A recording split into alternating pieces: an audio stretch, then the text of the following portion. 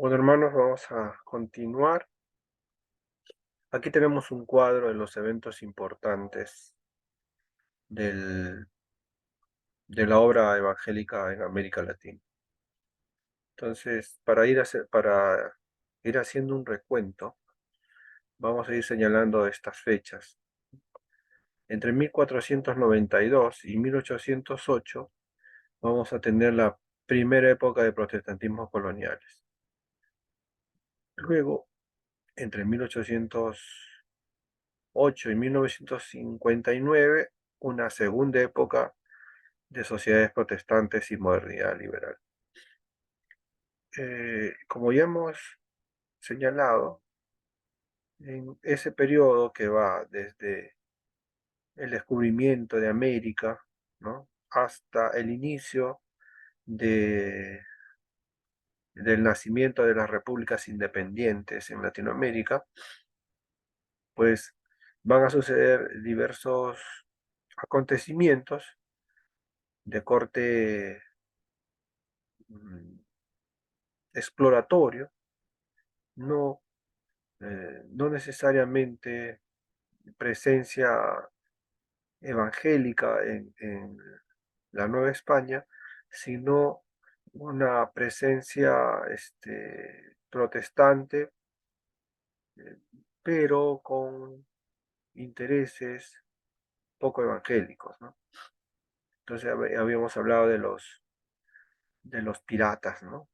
Los piratas, ¿no? Los bucaneros, los filibusteros, ¿no? Aquellos personajes que surcaban los mares para eh, atacar los navíos españoles y quitarle pues los insumos que llevaban a España. Entonces, estos muchas veces fueron enviados por los, eh, por los,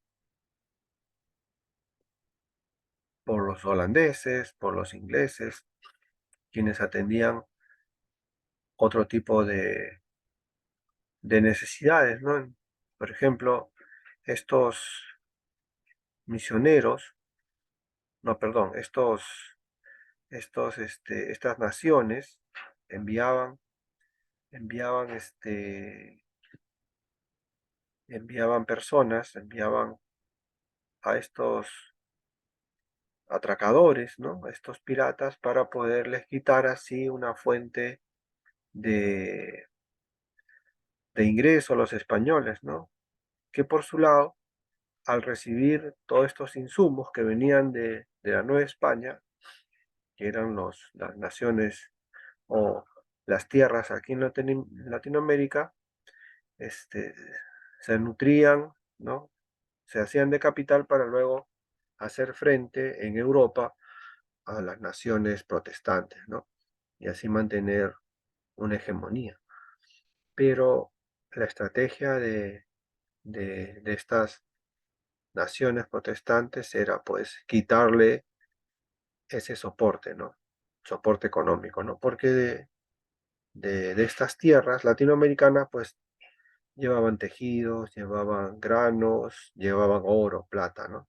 Eso servía para que la corona española pudiese mantener su hegemonía en Europa. Bueno, entonces en ese periodo vamos a encontrar todo este tipo de situaciones, ¿no? Ninguna presencia, uno que otro intento, ¿no? Como hemos visto anteriormente, la colonia Welser, ¿no? O la colonia escocesa en Panamá, otra colonia en Pernambuco y otros par de intentos más ahí, ¿no? En Brasil, ¿no? Entonces, esto es lo que vamos a ver en ese primer periodo, ¿no? Luego ya, entre 1808 en adelante, vamos a encontrar una segunda época en donde las sociedades protestantes van a empezar a incursionar de otra manera. Y habíamos hablado también de Diego Thompson, este personaje, ¿no? Escocés, enviado por la Iglesia Bautista y que tenía como finalidad educar, o en todo caso hacer de ministro de Educación varias naciones, ¿no? Entre ellas estuvo en el Perú también. Entonces, la intención de este personaje, colportor, ¿no? Pedagogo, venido de escocés, ¿no? Y con una educación y con un sistema que se llamó el sistema lancasteriano, pues tenía como finalidad eh, atender las necesidades de una población mayoritaria en el Perú y en el resto de Latinoamérica, ¿no? Para enseñarles a leer y escribir el español, ¿no? Él siendo inglés, pues trajo un método para que pudiesen aprender a leer y escribir, ¿no? Entonces, eso es muy importante, muy interesante, ¿no? Entonces, ese es el primero de los intentos, ¿no? Diego Thompson, 1821 en adelante. Entonces, luego vamos a tener otro, otro personaje, ¿no? William Taylor, que llega en 1876. Él era un evangelista itinerante, metodista, y trae pues consigo este enfoque, ¿no? El enfoque de trabajar, o sea, o de abrir iglesias, pero a la vez también abrir colegios, ¿no? Este es un enfoque interesante, ¿no? Fue una apuesta hacia la educación. Y fíjense que el protestantismo está ligado siempre con la educación. Esto es muy bueno, ¿no? Esa relación, de alguna manera, logró, eh, ¿no? Ingresar a los pueblos latinoamericanos, ¿no? Porque en ese tiempo no había todavía un enfoque educativo. Y quienes van a traer ese enfoque educativo van a ser pues los, eh, los especialistas, ¿no? Y qué mejor especialistas venidos de Europa. Entonces, quien, quien inicia todo esto pues es los misioneros, vamos a ponerlo así entre paréntesis, porque no vinieron ellos como misioneros, pero sí, en el caso de Diego Thompson, ¿no? Vinieron como especialistas, ¿no? Pero eran protestantes. Entonces, por ejemplo, el enfoque lancasteriano era aprender a leer y a escribir por medio de las escrituras.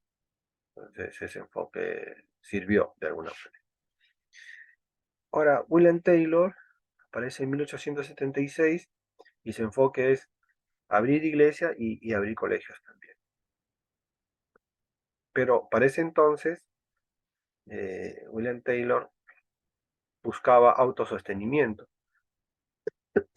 Entonces, el método de William Taylor, el método de William Taylor era el siguiente. El método de William Taylor es eh, eh, para autosostener sus, sus colegios, ¿no? Él buscaba financiamiento en las capitales o en los lugares donde él iba a abrir. Entonces, así, por ejemplo, abrió en Lima, ¿no? Una, abrió en Tacna otra, en Chincha otra, y da la casualidad que estos lugares eran centros de afluencia extranjera debido al movimiento económico que había en esos lugares. Entonces, eso de alguna manera ayuda. Buscaba grupos que pudieran apoyarlo. Entonces, así se va iniciando todo, toda una carrera, todo un proyecto para establecer este tipo de modelos. Entonces, eso va a pasar hasta que viene la guerra con Chile, que en 1879 se interrumpe todo este tipo de proyectos eh, de abrir obras y también colegios. Entonces, luego va a aparecer otro personaje que se va a llamar Francisco Pensotti. Francisco Pensotti también va a traer ese mismo modelo, el de abrir colegios y el de abrir obras, ¿no? No obstante, Francisco Pensotti va a tener, eh, va a tener un enfoque evangélico, ¿no? Evangélico en el sentido de que su vinculación, su trabajo va a ser más este, vinculado hacia predicar en diferentes lugares y abrir una obra. Por eso va a pasar muchas peripecias, ¿no? Ya hemos estudiado un poco la vida de Francisco Pensotti. Entonces, así más o menos vamos dividiendo las etapas, ¿no? Eh, Sin embargo, también vamos a encontrar este, algunas situaciones, ¿no? Como ya hemos visto, entre 1808 y 1850 vamos a encontrar inmigración europea, ¿no? Un pedido por la tolerancia religiosa, tratados comerciales, iglesias de trasplante y la entrada de sociedades bíblicas. Entonces, como decíamos, iglesias de trasplante, por ejemplo, la iglesia anglicana, que en 1845 abre en Lima, ¿no? Callao, una iglesia para atención de ingleses y de protestantes, ¿no? Ahí asistían ingleses, alemanes, canadienses, ¿no? Todos aquellos que eran protestantes asistían ahí. Era una iglesia a puerta cerrada, ¿no? Eh, Entre 1850 y 1880 van a aparecer sociedades de ideas, anticatolicismo y liberalismo radical, ¿no? El el, va a aparecer, por ejemplo, a razón, a razón de la Revolución Francesa, ¿no? A razón de los ideales de la Revolución Francesa que se, que se van a gestar en 1789, ¿no? Entonces, fíjese, esto es muy interesante, ¿no? Todos esos ideales van a gestar también las revoluciones, ¿no? Las revoluciones. Y eso va a permitir que, pues, aparezcan, este, con más fuerza los ideales de la Revolución Francesa, que es, ¿no? Libertad de expresión, ¿no? Libertad de pensar, ¿no? La libertad de religión, de tener un credo. Eso se va a ir transmitiendo en grupos, ¿no? En sociedades, como se llama. Y la fuerte o la creciente se va a ir notando en contra del catolicismo, porque era una de esas instituciones que negaba este tipo de, de sociedades, ese tipo de iniciativas, ¿no? El catolicismo siempre fue contestatario, siempre fue radical, siempre fue cerrado para las agrupaciones protestantes y las agrupaciones que buscaban un cambio o que buscaban mayor apertura, mayor atención, ¿no? A este tipo de iniciativas. Poco a poco va a ir cayendo también eso. Bueno, ya pasado eso, ¿no? Llegado eh, informado ya eh, cuerpos de ley, ¿no? Por ejemplo, las constituciones van a empezar a adquirir estos nuevos conceptos y entonces van a incluirse dentro de ellos. Y las sociedades, los países van a empezar a cambiar en base a sus constituciones. Entonces, por ejemplo, así nosotros en el Perú, los evangélicos o los protestantes de aquellos tiempos van a unir fuerzas para conseguir pues leyes que pudiesen permitir el- la instalación o la apertura de iglesias, ¿no? Que luego serían, ¿no? Que no, esto no va a suceder en el siglo XIX para nada. Luego se daría, nomás en el siglo XX ya empezarían ellos, se empezaría a tener ya una mayor presencia evangélica, ¿no? Así llegamos a 1910, que también hemos hablado del Congreso de Edimburgo, en donde se, se señala algo muy interesante, ¿no? El Congreso de Edimburgo señala que Latinoamérica no es campo de misión, ¿no? ¿Por qué? Por la presencia de católicos, ¿no? Entonces decían, no, Latinoamérica no necesita ser evangelizado porque ya hay cristianos allá que son los católicos, ¿no? Esto quedó en el tintero, en la mente de muchos misioneros que habían ido, y entonces dijeron, no, esto no está bien, no. Latinoamérica tiene que ser campo de misión. Y entonces, a 6 años, nuevamente se hace un congreso en el Congreso de Panamá, donde se define ya esta vez que Latinoamérica es campo de misión, ¿no? Y en el interín, pues se van creando las misiones protestantes, ¿no? Incluso antes de 1916 ya habían llegado misiones protestantes a Latinoamérica, ¿no? Ya habían llegado los metodistas, ya habían llegado los anglicanos, ¿no? Y había intentos también de otras denominaciones. Entonces, así van incursionando las misiones protestantes en Latinoamérica, ¿no? Incluso, ¿no? Habíamos visto que la iglesia pentecostal, ¿no? Ya estaba presente, en 1912 llega al Perú, ¿no? La iglesia protestante, la iglesia pentecostal, ¿no? Entonces, esto es importante, ¿no? Así se van iniciando nuevos congresos. Congreso de Montevideo, que sucede en 1925, el Congreso de La Habana también, ¿no? En ambos congresos lo que se va a plantear es la necesidad de trabajar en la preparación de líderes nacionales, ¿no? Y también en la apertura de institutos, academias, seminarios de corte protestante para la formación de sus líderes, ¿no? Entonces, así tenemos ambos congresos, el de Montevideo y de La Habana, donde se van a ir gestando ya este tipo de proyección.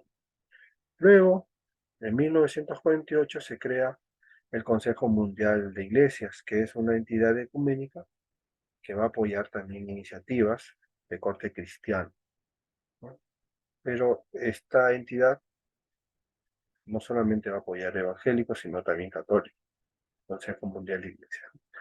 Entonces, así llegamos luego a 1949, la primera conferencia evangélica latinoamericana en Buenos Aires, en donde se analiza pues el protestantismo, ¿no? En la crisis del capitalismo dependiente y también una crítica pues al,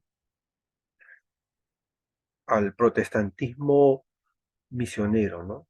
O sea, aquí en 1949 ya se empieza a ver la necesidad de trabajar el aspecto pionero, pero el aspecto nativo, ¿no? Evangélico también. Entonces, en estas conferencias se van a ir afinando nuevas perspectivas, ¿no? La preocupación de la iglesia latinoamericana. Entonces, eh, de ahí empiezan ya a hacer lo que se va a conocer como una transición, ¿no? Una transición, ¿no? Entonces ya de 1959 en adelante va a empezar esa transición entre el protestantismo inmigrante, ¿no? El protestantismo venido de Europa y el protestantismo nativo, ¿no? Entonces las mismas misiones van a ir dándose cuenta de que se necesita pues hacer esa transferencia, se necesita hacer ese cambio, se necesita hacer ese eh, traslado, ¿no? Que era necesario, ¿no? Entonces, entre 1959 y 1969 vamos a tener una experiencia muy interesante, que es la creación de Iglesia Sociedad en América Latina, ¿no? Es, es el momento en el que aparecen nuevas tendencias ideológicas, ¿no?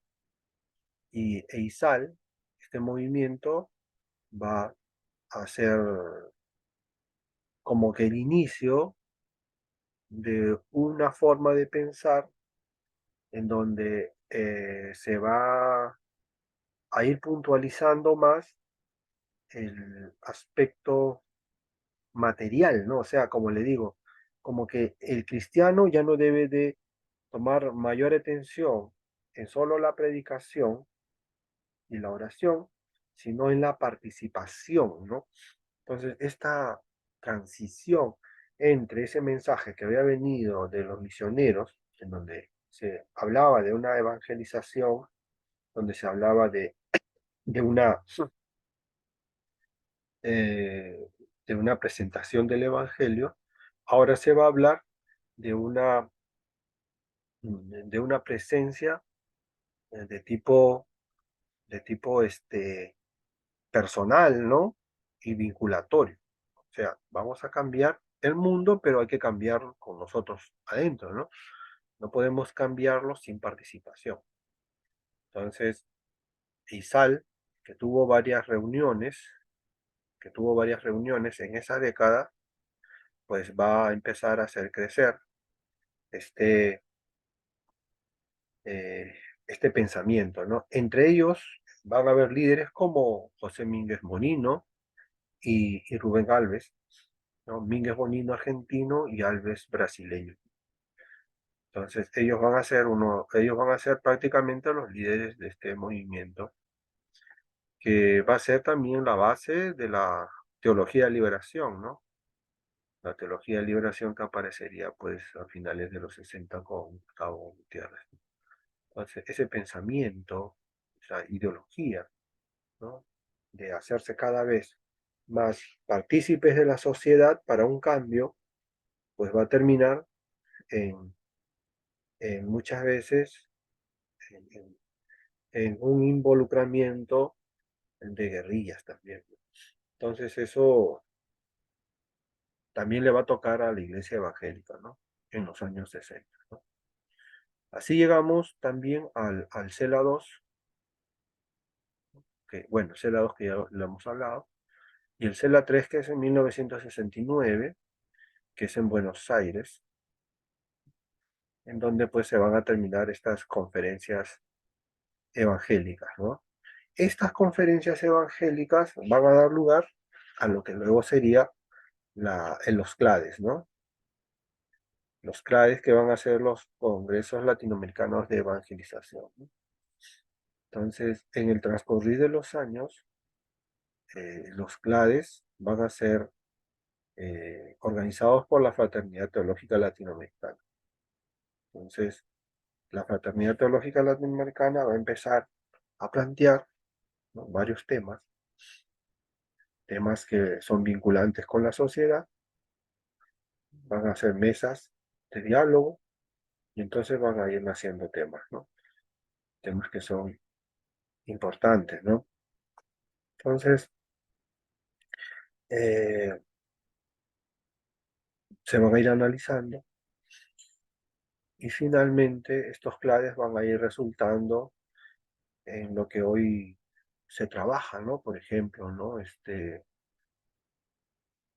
Por ejemplo, sobre la participación del cristiano, ¿no? En la sociedad, ¿no? Hacia un evangelio más integral, ¿no? O las pastorales que se tienen que hacer para abordar ciertos aspectos, ¿no? Por ejemplo, trabajar con la niñez. Entonces, en total son 6 claves, ¿no? Aquí vemos hasta 5, pero cada clave va a ir trabajando una temática específica, ¿no? Una temática específica. Entonces, el clave 1 fue en 1969, el clave 2 fue en 1979 en Lima, el clave 1 fue en Buenos Aires, el clave 2 fue en Quito, el clave, no, el clave 2 fue en Lima, el clave 3 fue en Quito, el clave 4 fue en Quito, ¿no? El clave 5 fue en Costa Rica. Entonces, así se han ido trabajando los clades. Entonces, cada década más o menos, ¿no? Por ejemplo, ¿no? El clade uno sucedió en, en Bogotá en 1969, el clade 2 sucedió en Lima en 1979, el clade 3 sucedió en 1992, Quito, el clade 4 en el 2000 y el clade 5 en Costa Rica en el 2012. Entonces, más o menos, a grandes rasgos, esto es lo que podemos hablar sobre estos escenarios, ¿no? Estos escenarios de producción teológica, escenarios de producción y de reunión entre líderes evangélicos para poder abordar diversos aspectos teológicos y preocupación sobre todo del, del mundo evangélico, de lo que nos, de lo que nos competía, ¿no? Así, de esa manera, nosotros vamos a llegar a otros temas, ¿no? Como por ejemplo, vamos a abordar luego eh, lo que nosotros conocemos como mm, los casos de la relación entre educación y protestantismo, educación y protestantismo, que se empieza desde Diego Thompson, ¿no? Desde Diego Thompson, pasando por Pensotti y por el proyecto de las iglesias metodistas de colegio, ¿no? Además, también vamos a observar de que van a haber encargados como